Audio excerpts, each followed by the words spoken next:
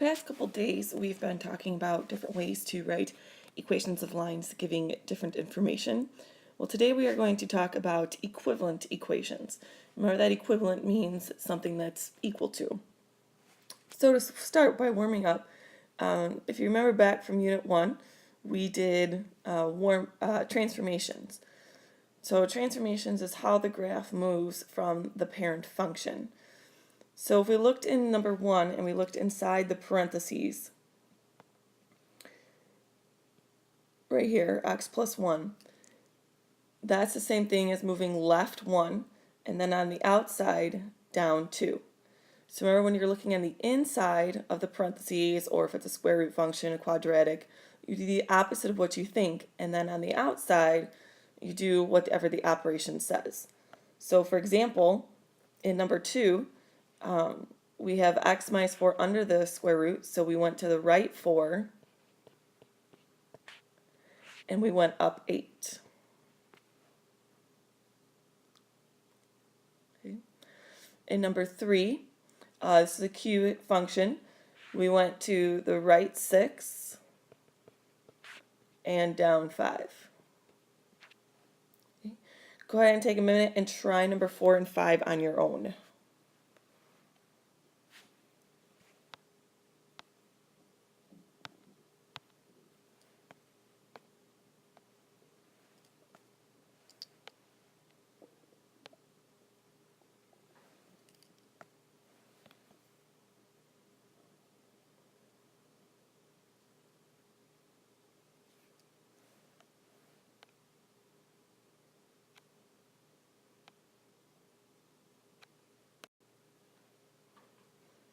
So for number 4, we should have gotten left 2 and down 7. And then for number 5, we have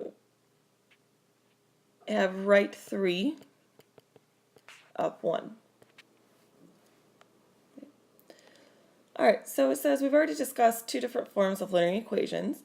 They are point-slope form and slope-intercept form. And today we will add a final form called the transformation equation.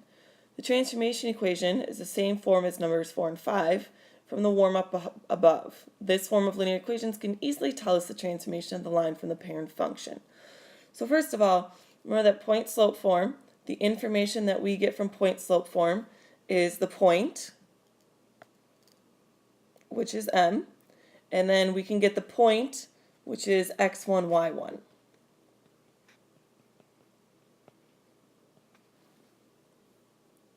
Okay. From slope-intercept form, once again, we can get the slope, which is m, and then we can get the y-intercept, which is 0b. Remember that the names tell you what piece of information you get from it. So in the middle box, we have the transformation equation. It's basically modified point-slope form. It's before you get to slope-intercept form. So notice that the y1 is still on the left-hand side of the equal sign in point-slope form. But when we move over to the transformation equation, the plus y1 is still there. Okay? We didn't distribute the m out and then combine like terms. We left it like this so that we can see the transformation.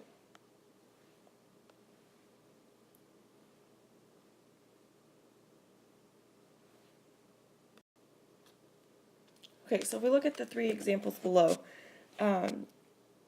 it's already in the transformation equation. So notice that y is by itself. In all these examples, y is by itself. Okay. And the parentheses are still there, meaning it hasn't been distributed through. So the transformations in number 1 are going to be left 8, down 2. Okay. In B, it's going to be right 2, up 9. And then go ahead and take a second and try C on your own. Okay. So for C, we should have gone left 1, up 4. Okay. All right. So what going to do is given a point and the slope, we're going to write three equivalent equations. We're first going to write it in point slope form, then write it in the transformation form and identify the transformation, and then last we're going to write it in slope intercept form. So it gets a little confusing because you guys, before, the first thing I told you to do is distribute the slope through, but if we do that, then we're not going to see the transformation. So in example number 2, the slope is 2, the point is -4, 2. So let's first write that in our point slope form. And the reason why we can do that is because we were given the slope and we were given the point. So we have y minus 2 equals 2 times x plus 4. Okay. So let's go ahead and write that over in our point slope form line.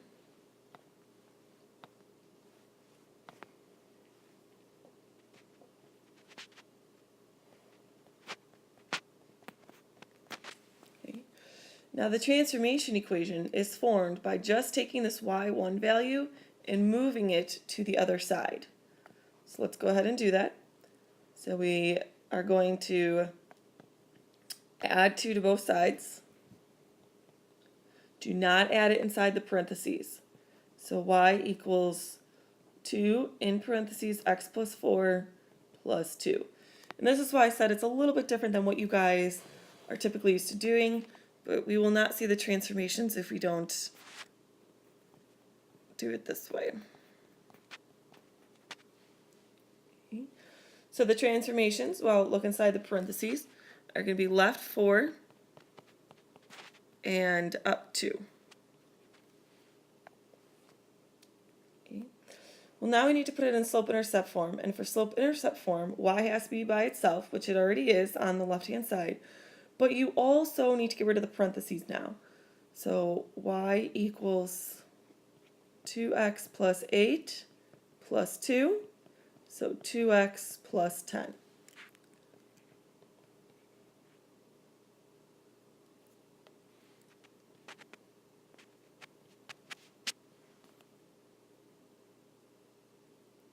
Okay. Then we can pull the y-intercept since we are in slope-intercept form. Make sure to write it as an ordered pair, so 0, 10. Okay. So what you guys just did is you wrote 3 equivalent equations. Okay. This one right here, this one right here, and this one right here. Those are 3 equivalent equations. Okay. They all represent the same exact line on a graph. So if we were to graph this from point slope, if we were to graph it from the transformation, or if we were to graph it from the slope-intercept, we would get the same exact line. Okay, let's try C first. Okay, so first we have to write it in point slope form. So y plus 3 equals 1/2 x minus 6. So let's go ahead and write that over on the point slope line.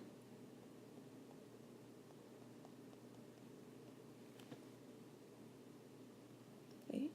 Now we need to write it in the transformation equation. So once again, that's just taking the 3 and moving it over to the other side. So we're going to subtract 3. Do not subtract it inside the parentheses.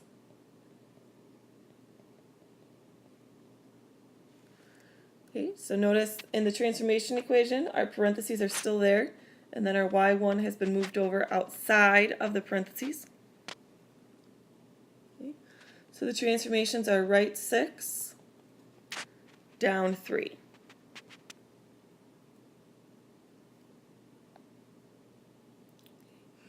Then lastly, to put our equation slope-intercept form, you're going to distribute the 1/2 through. So 1/2 x minus 3 equals 1/2 x minus 6.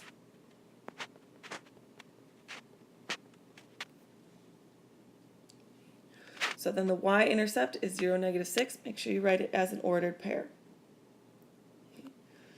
Okay, please go ahead and pause the video. Students, you're going to try B and D on your own now.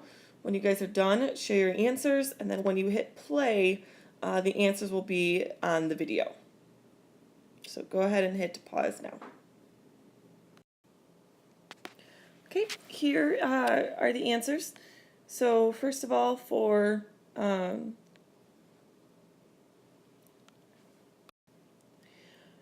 letter B, make sure that when you guys distribute the negative through, that you distribute it to everything. So for example, take the negative here and distribute it to the x, and then to the negative 12. That's how you get a plus 12. So our transformations were right 12 up 1, and then our slope-intercept form was negative x plus 13. Okay. Pull the y-intercept out of that, 0, 13. Okay. Then for D,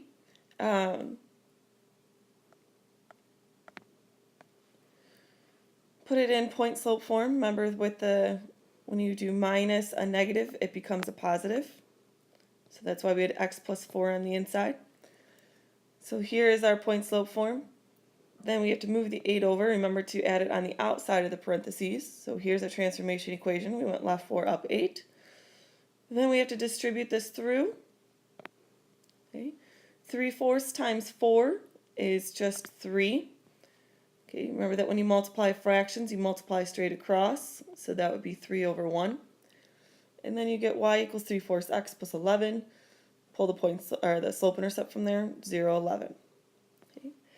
All right, for the remainder of the class, you are first going to do an exit worksheet. And then after the exit worksheet, you can have the rest of the time to work on homework. I hope you all have a wonderful day, and I will see you tomorrow.